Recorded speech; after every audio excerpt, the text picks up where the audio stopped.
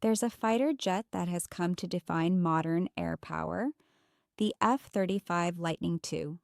Stealth, sensor fusion, networked warfare. It's not just an aircraft, it's a flying computer, a node in the most sophisticated military architecture ever built. 27 countries, over 1 million flight hours, 1,300 jets in service. It was also, until very recently, the ultimate symbol of alliance trust. To buy the F-35 is to place your national defense in the hands of the United States. You don't just buy a plane, you buy into a system, logistics, software updates, spare parts, weapons integration. Without Washington's ongoing cooperation, the F-35 is a very expensive, very sleek paperweight. And that was the deal. America offered its most advanced technology to its closest allies, and in return, those allies offered their trust, their treasure, and their strategic alignment. But what happens when the country that built the system starts threatening its own customers? What happens when the partner you trusted with your sovereignty becomes the very risk you need to hedge against? That's the question now consuming Ottawa, Berlin, London, Tokyo, every capital that has staked its air force on American jets. And the answer is already taking shape, quietly, contract by contracts, alliance by alliance.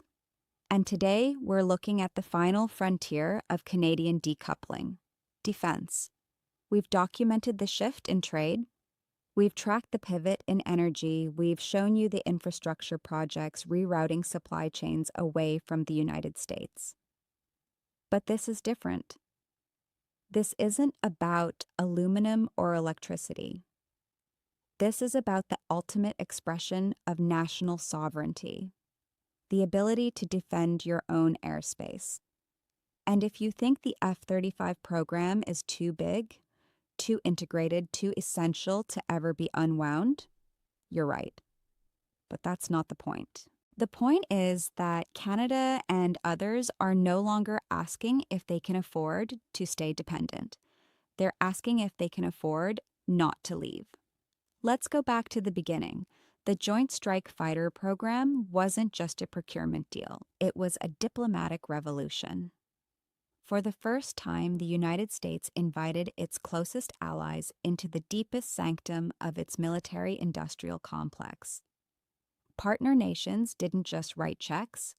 They contributed technology, design expertise, and billions in development funding. Canada was there from the start.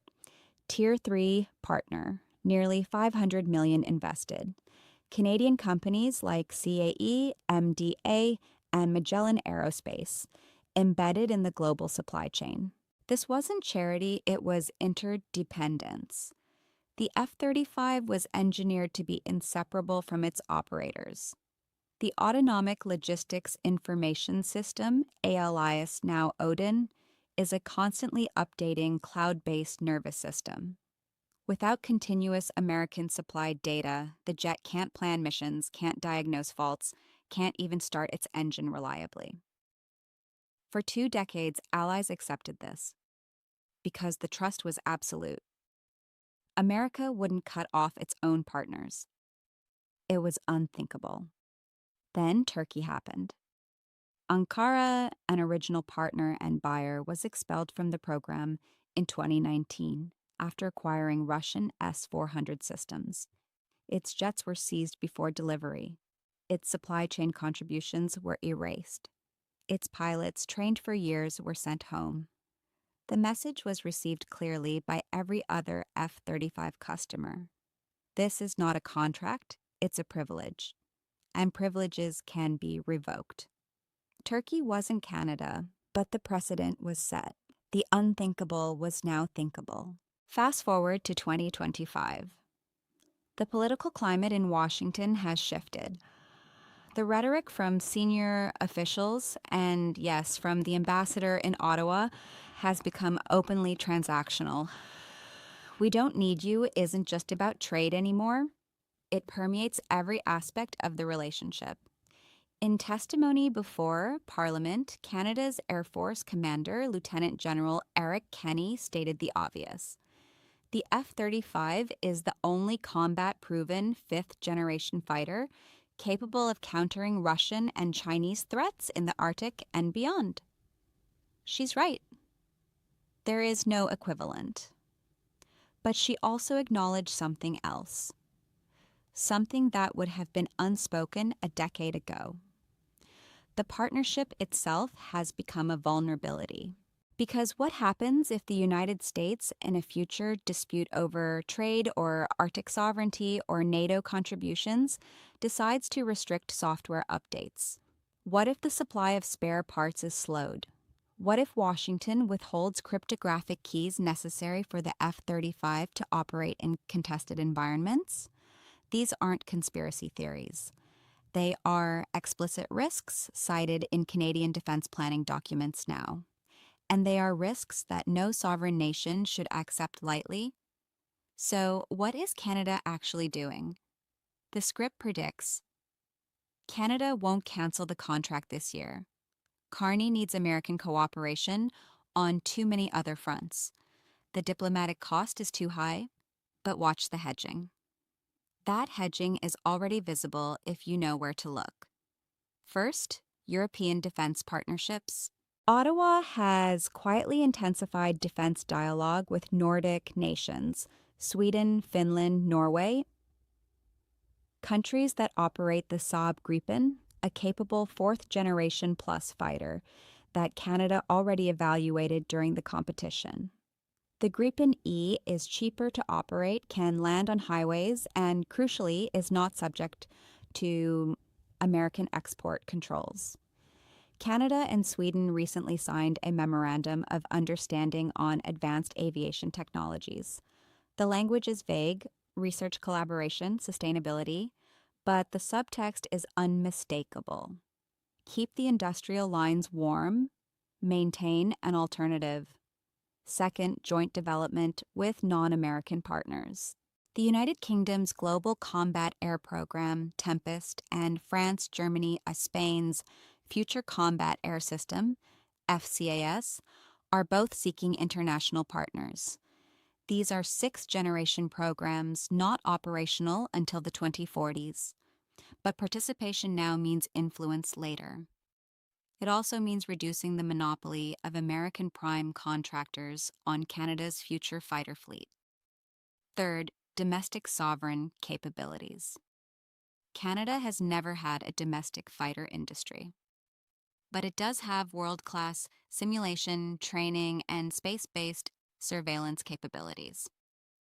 The government is quietly expanding funding for NORAD modernization, but with a twist, insisting on Canadian industrial participation and intellectual property ownership. The message: if we're going to defend the continent together, we need to own the tools, not just lease them. Here's the piece most analysts miss. Germany, like Canada, is an F-35 customer. Berlin ordered 35 jets in 2022 to replace its aging Tornadoes, specifically to host U.S. nuclear weapons on German soil under NATO sharing arrangements. But Germany is also deeply uneasy. Friedrich Merz, the leader of the opposition CDU and a contender for chancellor, has openly questioned the wisdom of relying on American nuclear guarantees. His party has raised the possibility of triggering cancellation clauses in the F-35 contract if the United States continues to act as an unreliable partner. This is not hypothetical. The contract includes provisions for termination for convenience, expensive but possible. And if Germany, the economic engine of Europe, walks away from the F-35, it creates a political shield for every other nation considering the same. Canada cannot be the first. The diplomatic retaliation would be severe. But if Germany moves first, Ottawa will follow within hours. That's the insurance policy. This is where we zoom out. Because the F-35 story isn't an isolated procurement drama. It's the final piece of a much larger mosaic.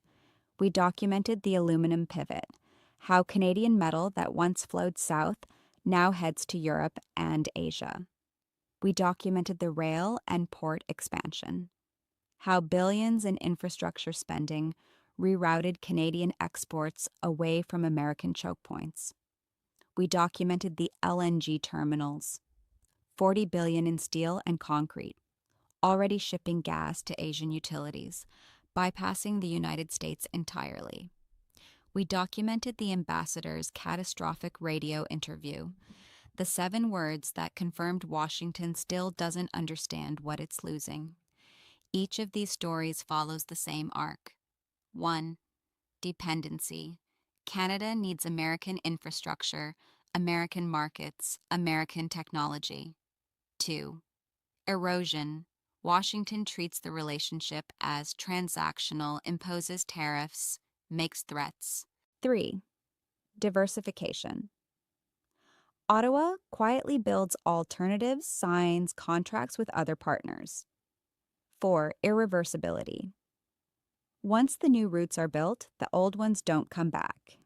Defense is the last domino. Because defense is the most sensitive, the most expensive, the most emotionally charged. But the logic is identical. If your partner can cut off your supply of spare parts with the same ease they imposed aluminum tariffs, you don't wait for them to do it. You build redundancy, and that's exactly what Canada is doing. Not with press releases, not with threats, just with quiet, methodical, deliberate option creation. Here's the part that nobody in Washington wants to say out loud. The F-35 program is the largest, most advanced fighter enterprise in history. It represents trillions in lifetime value, decades of investment, and the institutional prestige of the Pentagon and Lockheed Martin. But it is also a hostage arrangement. Every nation that flies the F-35 has handed the keys to its Air Force to the United States. They have done so willingly in exchange for capability and interoperability. But they have done so on the implicit understanding that the United States would never act capriciously. That understanding is now gone. And once trust is lost, it doesn't return. You don't rebuild confidence with a new administration or a reassuring speech. You rebuild it with years of consistent, predictable behavior. But the signal Washington just sent, through tariffs, through dismissive diplomacy, through the implicit threat of technology denial, is that behavior is not predictable. So allies adapt, they hedge, they diversify. Not because they want to leave the American orbit, but because they can no longer afford to stay in it unconditionally. So where does this leave us? Canada will almost certainly take delivery of its first F-35s. The contract is signed, the infrastructure is prepared, the pilots are trained. But the relationship has changed. Those jets will arrive with a subtle asterisk in every defense planner's mind. What if we need to operate without American support? That question will drive the next generation of procurement decisions. It will drive investment in European alternatives. It will drive demands for technology transfer and domestic sustainment capabilities. It will not reverse. The F-35 was supposed to be the ultimate expression of alliance trust. Instead, it has become the ultimate expression of alliance dependency and the fragility that comes with it.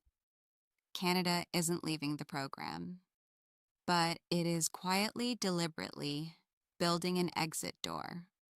And when that door's finished, it won't matter whether it's ever used, because the very fact of its existence will have permanently altered the balance of power between Ottawa and Washington. What do you think? Is Canada right to hedge against American unpredictability, or is the F-35 too vital to risk diluting the partnership? Could Germany really trigger cancellation, and would Canada follow? Let me know in the comments. If you want to track these quiet shifts before they become headlines, hit subscribe and ring the bell. We're watching the signals the rest of the world misses.